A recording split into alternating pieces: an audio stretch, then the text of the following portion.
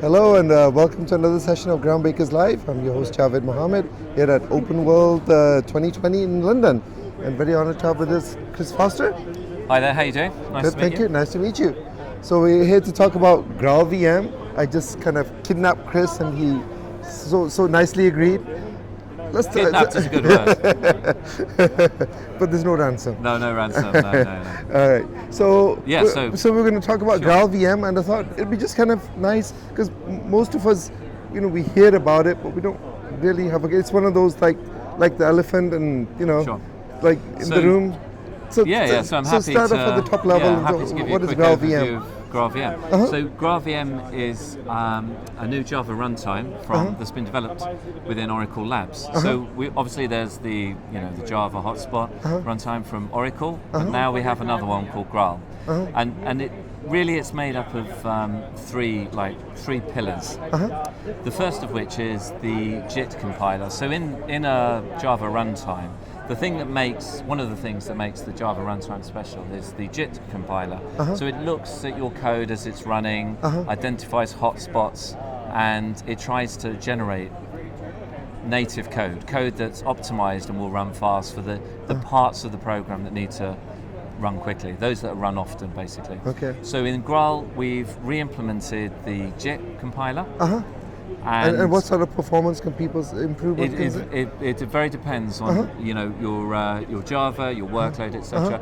But for computationally intensive things, computations, and if you're using modern Java or Scala, you may see 10%, you may see 20%, and in some cases for Scala benchmarks, we can see like 30+% improvements. All right. So that's the first thing. The second thing is we have a pretty unique piece of functionality called native image.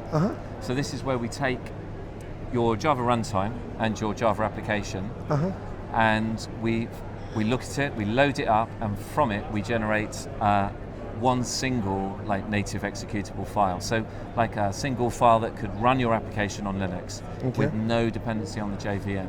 And why would we want to do this? Well, it means that people are moving to containers and doing a lot of development and running their applications on containers. So we don't have to have the JVM in the container because so the container gets smaller.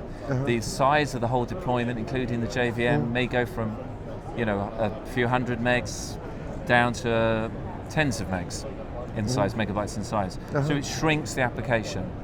Now when you deploy it as well, you only have a single application. The startup times are much faster. For a Java application, you might, for a kind of web application, you may have like a second or in the second range kind of startup times. Got it. And then we can get down to tens of milliseconds startup times. And I'm just thinking, so when you're talking about containers, I'm thinking now the next level down, microservices or functions. So it's really relevant. It's really relevant to microservices because obviously with microservices, we have lots of applications. If they're small, there's less storage. We can get them up and running faster because of the fast startup times. Easier to scale. Basically, it's very. I like to think of it as kind of cloud native. It's very microservices.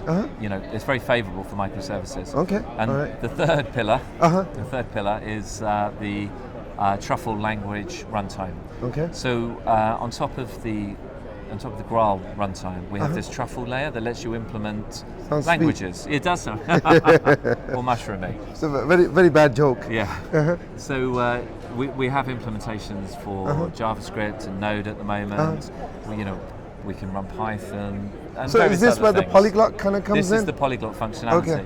So because it's kind of baked into the Graal runtime, Graal knows how to optimize it. So you implement your language on top, you describe how your language should run, and then you can let Graal make it fast, using the JIT technology.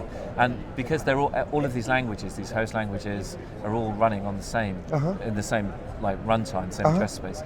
Interop between them is actually really easy. So you might be able to write a certain part, use the right tool for the right job, right? You may write your front end in JavaScript because maybe that's what you know, or it's quick and easy. But at the same time, you may have some Java code that you want to bring into that. Well, now you can start to get those two things operating relatively easily in the same program. Okay. Sounds to me like the ultimate compiler. Compiler to rule them all. It is. Well, Chris, it sounds like a really exciting product. Yeah, Is there it any is. like announcements you guys have made in terms of Yeah. availability? Any new releases there's, coming out? Or? We're constantly releasing new versions, but the 20.0 comes out towards the end of this month. And it's all open source. So there are two versions. versions. There's the enterprise version, which has more performance features. So you see much more improved performance. Okay. But at the same, and you also have access to critical patch updates and long-term support. But there's also a community edition as well. Cool. Yeah.